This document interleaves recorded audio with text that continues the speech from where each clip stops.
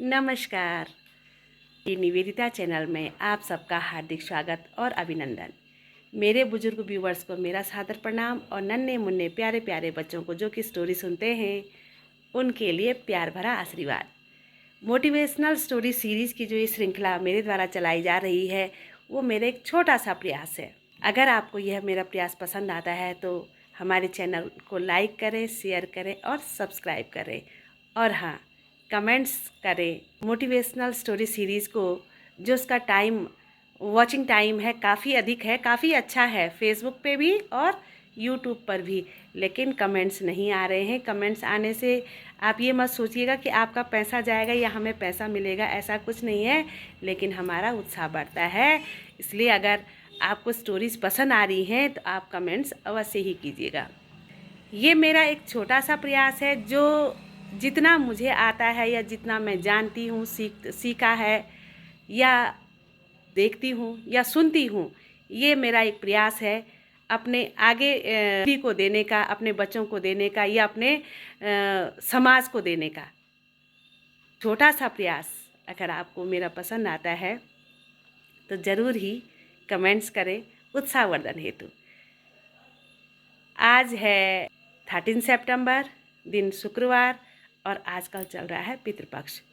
पितृ देवताओं को नमन करते हुए आज की जो हमारी कहानी है पितृ देवताओं से संबंधित है। एक गांव है, गांव में दो भाई बहन, भाई का एक परिवार और उस गांव के कुछ ही दूरी पर बहन का परिवार। दोनों भाई की शादी भी हो चुकी थी, भाई के भी छोटे छोटे बच्चे और बहन की भी शादी हो गई थी, बहन के भी छोटे छोटे बच्चे। दुर्भाग्यवश क्या होता है, बहन का पति का देहांत हो जाता है। पति का देहांत हो जाता है तो बहन भी अपने भाई के घर में ही रहने लगती है, भाई भाभी के साथ, भतीजों के साथ, अपने बच्चों के साथ वहीं पे रहने लगती है। भाभी अपनी ननद से घर का सारा काम लेती और बदले में रूखा सूखा उनको खाने को देती। एक दिन भाई कमाने के लिए घर से बाहर जाता है और अपनी पत्नी से कहता है कि तुम मेरी बहन का और उसके बच्चों का अच्छे से ख्याल रखना। पत्नी कहती है हाँ ठीक है, मैं ज़रूर ही इनका ख्याल रखूँगी। पितृपक्ष शुरू होता है। भाई तो घर से काम की तलाश में या काम करने के लिए, धन को कमाने के लिए चले गए थे। भाभी ननद से कहती है कि अब तुम्हारे भाई घर में नहीं, कमाने के लिए चले गए हैं, तुम भी ऐसा करो, अपना सामान उठाओ और जो पास में हमारा खेत है वहीं पे एक कुटिया झोपड़ी बनाओ और वहाँ रहो। ननद ऐसा ही करती है, अपने बच्चों को लेकर के पास में जो खेत था वहाँ पे एक छोटी सी झोपड़ी बनाती और वहाँ रहने लगती है। दिन भर अपने भाई के घर आती, छोटे मोटे जो भी काम होते उनको करती और शाम को अपनी कुटिया में रहने चली जाती। पितृपक्ष की बात हो रही है ये। 3-4 दिन ऐसा ही चला। भाभी ननद को थोड़ा सा रूखा सूखा जो बस्ता शाम को दे देती। ननद जैसे तैसे अपने बच्चों का गुजारा कर रही थी, जैसे तैसे उसका समय निकल रहा था। दिन भर खूब रोती। एक दिन जब शाम को ननद अपने भाई के घर से काम समाप्त करके अपने घर जा रही थी तो वो थोड़ा सा आटा किसी कपड़े में बांध के ले जा रही थी। भाभी देखती है, कहती है कि ये कपड़ा कहाँ ले जा रही हो? तो ननद कहती है कि भाभी मैं ये थोड़ा आटा भी ले जा रही हूँ, बच्चों को देर सवेर भूख लग जाती है। भाभी कहती है भूख लग जाती है तो मैं तुम्हें खाना तो दे ही रही हूँ। ननद फिर कहती है कि भाभी छोटे बच्चे हैं, उनको फिर भी देर सवेर भूख लग जाती। भाभी मना कर देती है और वो आटा वहीं पे छुड़वा देती, आटा छुड़वा देती है। ननद रोते हुए जैसे ही बाहर जा रही थी, फिर भाभी ननद को रोकती है, कहती है कल तुम्हारी माँ का, लेकिन जब तक नहीं बुलाऊं तब तक आना नहीं, जब तक मैं नहीं बुलाऊं तब तक तुम आना नहीं। और कब आना? जो ये नज़दीक पे पीपल का पेड़ दिख रहा है ना, अगर वो पेड़ हिलेगा तो तब तुम आना। और ऐसा कहती है और ननद इन बातों को सुनती है और रोते हुए अपनी कुटिया में चली जाती है। उस दिन भाभी ननद को कुछ रूखा सूखा भी नहीं देती है। बच्चे माँ से कहते हैं कि माँ आप आज कुछ नहीं लाई, तो माँ कहती है कि नहीं मैं कुछ नहीं लाई, आज तुम्हारी मामी ने कुछ भी नहीं दिया। और बच्चों से कहते कि बेटा आज हम रात को उपवास रखेंगे, आज हम ऐसे ही सो जाते हैं। बच्चे भी सो जाते हैं और उनकी माँ भी सो जाती है। अगले दिन जब सुबह उठते हैं तो बच्चे अपनी मम्मी से कहते हैं कि मम्मी आज तो नानी का श्राद्ध है, चलो मामी के यहाँ चलते हैं, हमें वहाँ खाने पीने को मिलेगा। तो बच्चों की माँ कहती है कि बेटा मामी ने हमको आने से मना किया है और कहा है कि जब वो पीपल का पेड़ हिलेगा तो तब तुम आना, वरना नहीं आना। ठीक, और पीपल का पेड़ तो हिलेगा नहीं, उसकी पत्तियाँ हिलेंगी, टहनियाँ हिलेंगी, लेकिन पेड़ खुद से नहीं हिलेगा। तो इसलिए हम नहीं जाएंगे, बिना बुलाए हम भी नहीं जाएंगे।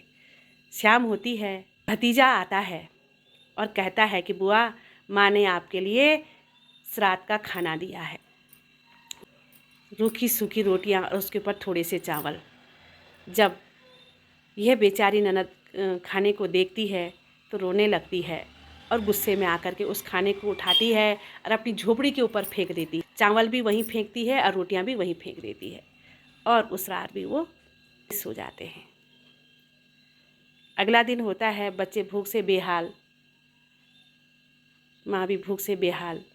भाभी उनके घर आती है, कहती है कल तुम्हारे पिताजी का श्राद्ध है, लेकिन तुम्हें जब तक मैं न बुलाऊं तुम तब तक मत आना, और तब आना जब ये पीपल का पेड़ हिलेगा। विचित्र बात, विचित्र सोच, इतना कह कर के भाभी अपने घर चली जाती है और बच्चे भूख प्यास से बिलखते हुए फिर आज रात को भी ऐसे ही सो जाते हैं। अगले दिन भी भतीजा आता है, कुछ रूखी सूखी रोटियां और थोड़े चावल उनमें डाल करके लाता है, बुआ को देता है, कहता है बुआ मम्मी ने आपके लिए दिया है। फिर देखती है बुआ कि थोड़े से चावल और रूखी सूखी रोटियां, गुस्से में आती है और उनको फिर कुटिया के ऊपर उड़ेल देती है। समय बीतता है कि और श्राद्ध पक्ष संपन्न होता है। भाई जो कि काम से बाहर गया था, घर से बाहर गया था, वो घर वापस आता है। घर की बुरी स्थिति देख करके, घर के आंगन में कीचड़ ही कीचड़ हो रखा था, घर बहुत अस्त व्यस्त था। अपनी पत्नी से पूछता है कि मेरी बहन और उसके बच्चे कहाँ हैं और घर का ये क्या हाल हो रखा है। तो पत्नी तपाक से कहती है कि जो आंगन में कीचड़ है, ये जो श्राद्ध पक्ष था, मैंने तुम्हारी बहन और भांजों के पैर धुले हैं, दूध और पानी से पैर धुले हैं, उनकी सेवा भक्ति की है, तो इसलिए कीचड़ हो रखा है और घर अस्त व्यस्त इसलिए हो रखा है कि मैं पूरे उनकी सेवा भक्ति में लगी रही और इसके बाद भी वो नाराज़ होकर के यहीं हमारे खेत में उन्होंने कुटिया बनाई और वहाँ रह रहे हैं। भाई लाचार विवश होकर के खेत की तरफ जाता है, देखता है वहाँ पे एक आलीशान मकान था और उस मकान के आंगन में, उस आलीशान घर के आंगन में बच्चे खेल रहे थे जो कि उसके भांजे थे। घर में प्रवेश करता है, अपनी बहन से मिलता है, बहन सारी बात बताती है कि किस तरह से भाभी ने उसको परेशान किया, खाने के लिए मोहताज रखा, बच्चे भूख प्यास से बिलखते रहे और क्या नाम ये श्राद्ध पक्ष में कैसे कैसे उसके साथ भाभी ने किया, सारी बात भाई को बताती है और साथ में ये भी कहती है कि भैया जब जब मैं रोती तो गंगा माई से यही कहती कि गंगा माई मेरे भाई की रक्षा करना, जिससे कि मेरा भाई हमारी भी रक्षा कर सके और हमारे पितृ हमसे खुश रहें, ऐसा आप हमें वरदान देना, हमें आशीर्वाद देना। भाई इतनी बात सुनता है और फिर कहता है कि बहन फिर ये क्या, ये आलीशान घर कैसे करके हुआ। तो वो साथ में कहती कि भाई भाभी ने जो हमें थोड़े से चावल और रोटी, रूखी सूखी रोटी दी थी, तो वो मैंने कुटिया के ऊपर उड़ेल दिए। रोटी सोने में परिवर्तित हो गया और चावल चांदी में परिवर्तित हो गया, मोतियों में परिवर्तित हो गया और हम धन धान्य से पूर्ण हो गए। ये हमें घर, आलीशान घर मिल गया, बच्चों को खाने पीने पहनने के लिए सब मिल गया, हम संपन्नता से भरपूर हो गए और ये सब हमारे पितरों का आशीर्वाद है, हमारे माँ पिताजी का आशीर्वाद है। भाई बहन से कहता है कि बहन तेरी भाभी से बहुत बड़ी गलती हुई है, चल तू घर चल। बहन कहती है कि भाई मैंने ये जो श्राद्ध पक्ष चल रहा था, मैंने बारंबार अपने पितृदेवों से, गंगा माई से यही विनती की कि गंगा माई, हे पितृदेवता, मेरे भाई जहाँ भी हों उनको सुखी संपन्न रखना, उनकी रक्षा करना, ताकि जीवन में वो भी हमारी रक्षा कर सकें। और अब मैं आपके साथ नहीं जाऊंगी, मैं यहीं पर अपने बच्चों का पालन पोषण करूंगी। कहता है कि सत सत नमन है ऐसे पितरों को जिन्होंने कि मेरी बहन को धन धान्य से पूर्ण कर दिया। जैसे हमारे पितरों ने मेरी बहन को धन धान्य से पूर्ण किया है, वैसे ही सभी पितर अपने सभी भगनियों, भांजों, भतीजों, नातेदार, रिश्तेदार, कुटुंबजनों को धन धान्य से पूर्ण करें। हमेशा अपना आशीर्वाद उन पे बनाए रखें। पितृपक्ष की यह कहानी सुनने वाला, जानने वाला, समझने वाला और हुंकार भरने वाला के जीवन में भी हमेशा संपन्नता बनी रहे, उसका जीवन उज्ज्वलता की ओर बढ़ता रहे, ऐसा मैं भगवान बद्री विशाल से कामना करती हूँ। इन्हीं शब्दों के साथ अपने जीवन में कीजिए कुछ ऐसा कि हर कोई करना चाहे आप जैसा। Thank you.